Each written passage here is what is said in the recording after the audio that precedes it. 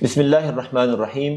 Të nderuar dëgjues dhe shikues, paqja, mirësia dhe begatia Allahu xhalla xhelaluhu qoftë mbi ju.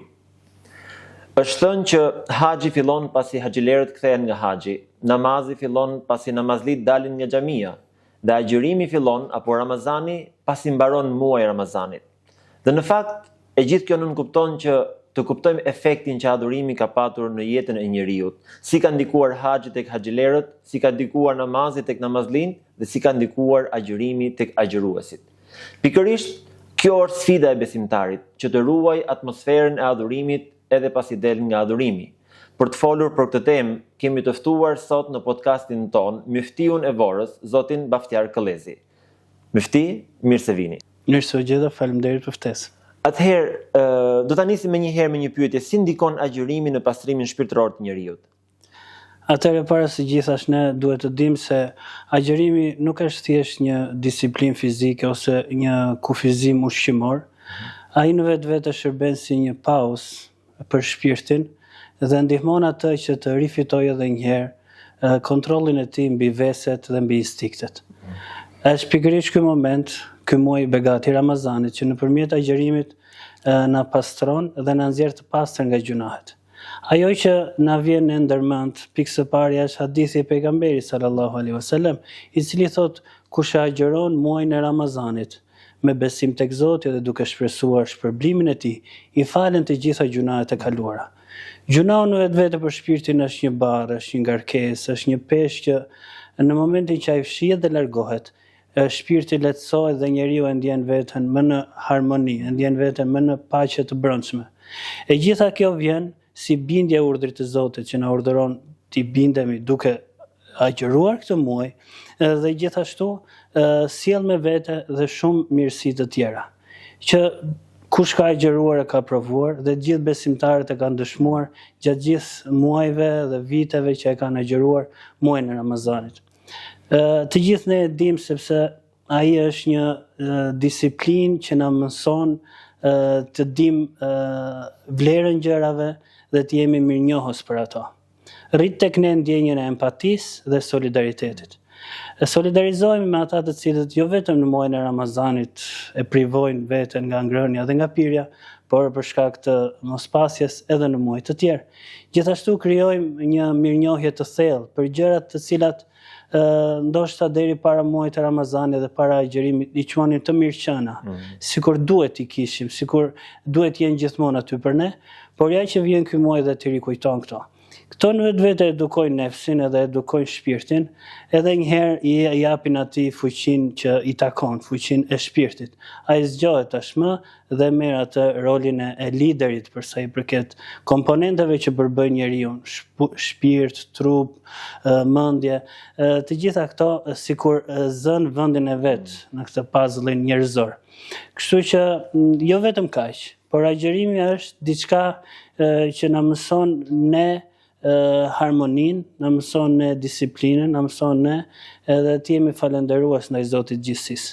Këto i them për të lidhur me pyetjen tuaj që kjo është ajo që ta bën shpirtin të ndihesh më mirë, përveç premtimit të Zotit që thotë unë do t'ja fal gjunahet.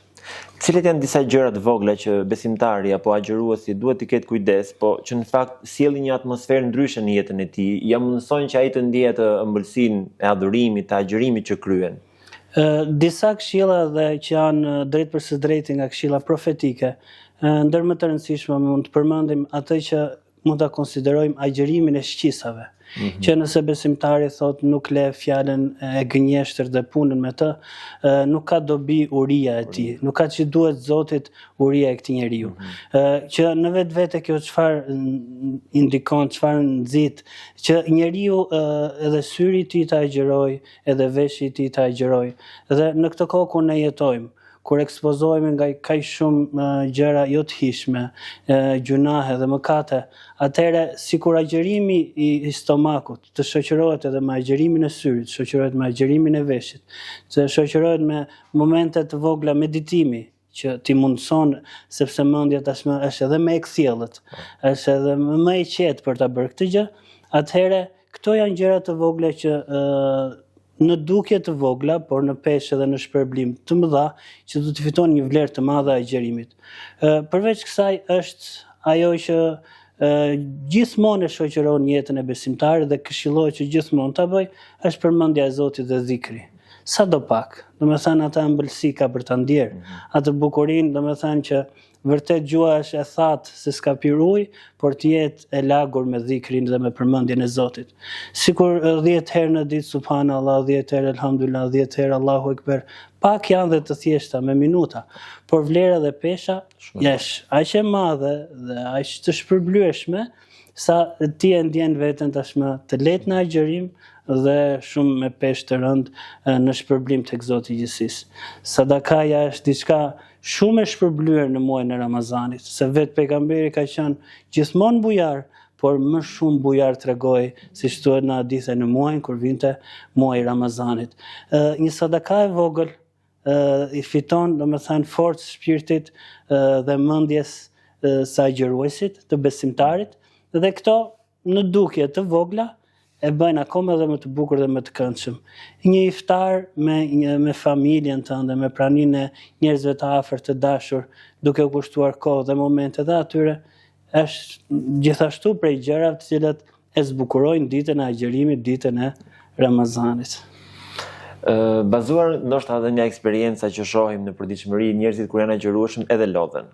Ndonjëherë ka disa situata që janë edhe të padurueshëm, pra i thua diçka ti sikur jo shem bota mbi kokë. Si e edukon agjerimi agjëruesin apo Ramazani agjëruesin, pra si ja mëson durimin, por në fakt si këtë ne duhet ta çojmë pak edhe përtej ditëve të agjerimit, pra si duhet ta edukojmë veten tonë që të jemi më të durueshëm si njerëz.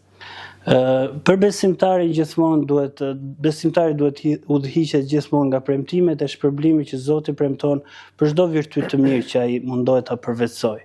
Dhe për ata që tregojnë durim, thuhet inna yuwaffas-sabiruna ajrahum bighayri hisab. Sa i madh dhe sa i pa llogaritshëm është shpërblimi për durimtarët. Kjo në vetvete do të motivojë. Gjithashtu pejgamberi sallallahu alajhi wasallam thotë që agjerimi është gjysma e durimit.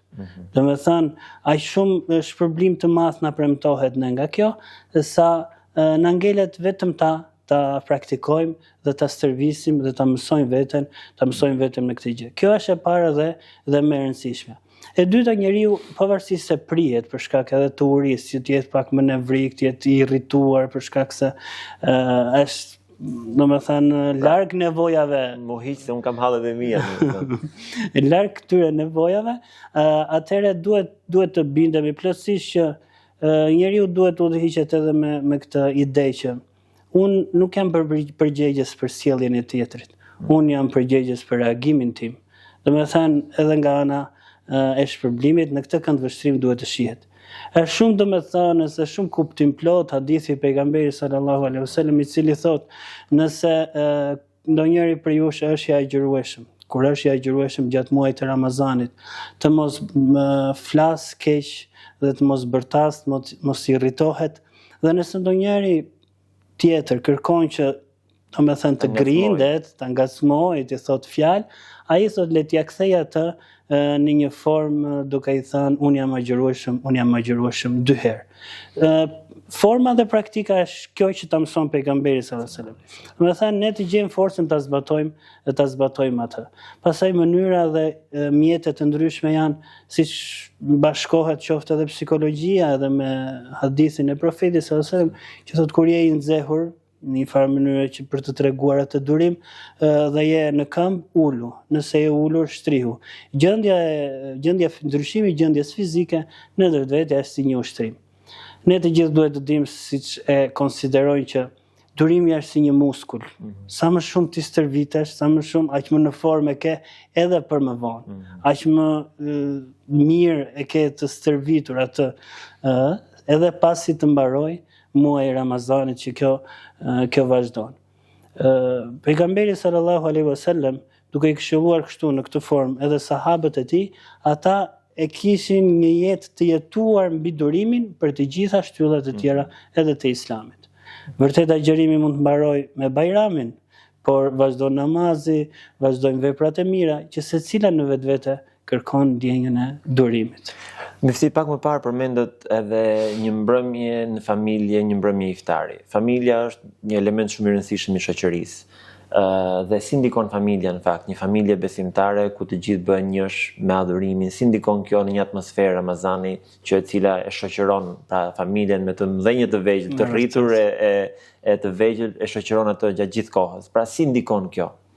Ramazani për çdo familje, për çdo shtëpi besimtare dhe muslimane duhet të jetë një moment feste, duhet të jetë një moment ku ata gëzojnë dhe festojnë. Edhe pse në dukje duket si diçka kontradiktore mes urisë dhe festës, se në festën jemi mësuar dhe shohim duke ngrënë, por fillimisht prindrit duhet të kenë kujdes që të përcjellin një kulturë të tillë tek fëmijët dhe ta bëjnë këtë me modelin dhe me shembullin e tyre. Qoftë që nga momentet të thjeshta që tek zbukurimi i ambientit të shtëpisë, qoftë tek përmendja e disa gjërave vlerave rreth vlerës së agjerimit, rreth vlerës së iftarit, ajo do ta ngjallë atë atmosferë të bukur dhe të gjithë do të gëzojnë dhe me të gjithë fëmijët dhe familja mezi do ta presin atë moment të këndshëm të iftarit. Mund të përdoret praktika që 5 minuta para se ne të çelim iftarin, të ulemi dhe së bashku të bëjmë dua. Babai ose nëna të bëjë dua dhe prindit ta dëgjojnë mënyrën se si ne i shprehim mirënjohjen dhe falënderimin Allahut. Se si ne jemi të bindur ndaj urdhrit për agjërim dhe se si e shprehim gëzimin në momentin të iftarit. Shumë, se si thot edhe pejgamberi sallallahu alajhi wasallam, dy janë gëzimet e besimtarit, e agjëruesit, thot momenti kur e çel iftarin, dhe këtë gëzim mos e mbaj vetëm për vete. Gëzimi kur ndahet, shtohet, të gjithë të gëzuar dhe të lumtur. Dhe në vetvete, jo vetëm fëmijëve, po ti po le një trashëgimi. Dhe trashëgimia më e mirë se feja nuk ka. Ti lesh edukat, ti lesh një sjellje të mirë fëmijës tënd, kjo është trashëgimia më e mirë që mund t'i lesh. E njëjta gjë vlen edhe për aspektin e Ramazanit, agjërimit, iftarit ose edhe për syfyr gjithashtu. Të gjitha këto bëhen një festë dhe harmoni e bukur në familje. Mifti, në gjitha ato që ju përmendet, në fakt kemi strukturuar, kemi ndërtuar konstruktin e një besimtari që ka shfrytzuar agjërimin në maksimum. Por e përmendet e ceket pak më parë. Pra agjërimi mbaron, por ai Zoti i këtij agjërimi vazhdon të jetë. Islami nuk ndalon, agjërimet nafile nuk ndalojnë. Si mund ta ruajmë në shpirtin e agjërimit pas Bajramit? Bajrami është festa tjetër pra pas iftarit. Si mund ta ruajmë këtë shpirt edhe më mbrapa? Pra çfarë janë disa elementë kyç që ne duhet të kemi kujdes që na ndihmojnë në fakt, domethënë si komunitet besimtarësh apo si komunitet muslimanësh. Ne si besimtar, ne si musliman na motivon shumë shpreha dhe hadithi i pejgamberit sallallahu alaihi wasallam i cili thotë puna me e dashur tek Allahu është ajo që është e vazhdueshme, qoftë edhe e pakët. Domethënë vazhdueshmëria, ti je konsistent i vazhdueshëm në një punë të mirë, këtë e kënaq Zotin, këtë e do Zoti.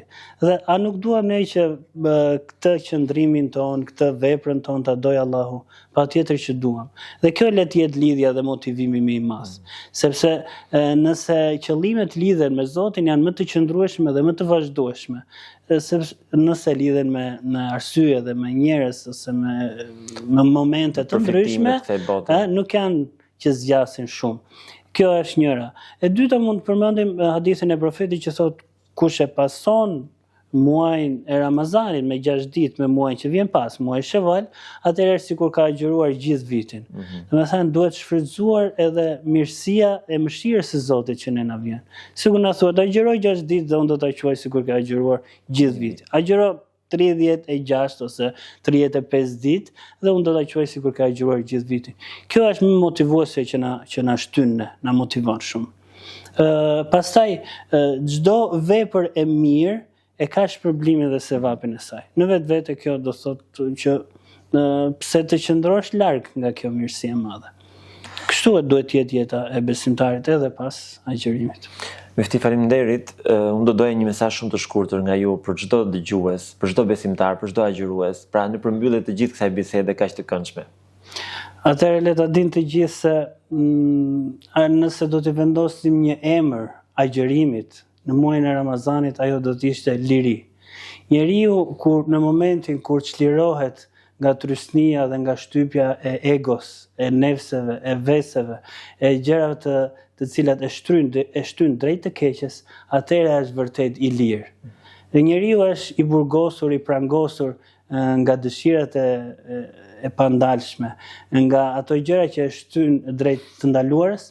Në momentin që ti e merr këtë shkollë të madhe, këtë mësues të heshtur, këtë edukator madhështor që është Ramazani me agjërimin brenda, atëherë ti tashmë ke fituar kënaqësinë dhe shpërblimin e Zotit dhe i ke falur lirinë e vërtetë dhe shpirtit tënd. Pra mos ju iki pa shfrytzuar ky rast kaq madhështor. Mifti, faleminderit për gjitha fjalët, këshillat, për mesazhin tuaj. Të nderuar dëgjues dhe shikues, kështu kemi ardhur në fundin e këtij emisioni. Elus Allahun xhalla xhelaluhu që të na bëjë të mundur që të vazhdojmë me atmosferën e adhurimit sikur jemi në Ramazan edhe pas tij, e të na mundsojë që të arrijmë shumë Ramazan në jetën tonë. Miru takofshim.